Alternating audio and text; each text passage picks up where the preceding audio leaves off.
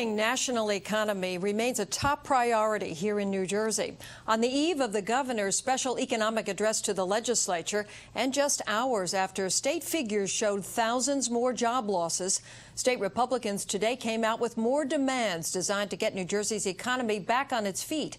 State House correspondent Jim Hooker has the story. Republicans kept up the pressure on the Democratic governor and the Democrat-controlled legislature today, calling on them to roll back a series of tax increases and regulations they say put a crimp on business, from new affordable housing assessments to a recent increase in the realty transfer tax. What has happened in the state of New Jersey in terms of economic growth over the course of the last several years, it has been as if we've had a sea anchor out.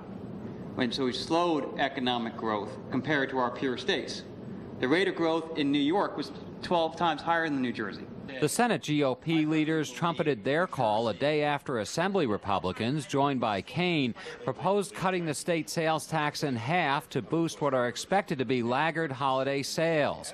That proposal was met with skepticism by the Assembly Speaker and Governor Corzine, who worried about a fall-off in sales taxes now emerging and the Republican proposal's impact on an already deficit-riddled state budget. I'm not sure this is the time that we need to be doing that.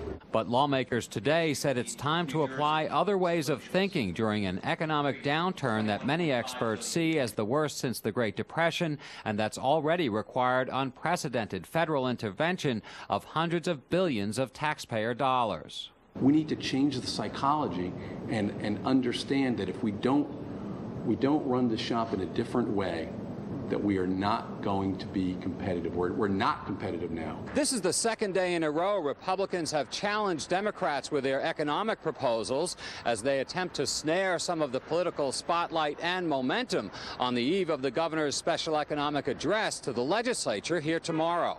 Jim Hooker, NJN News, the State House.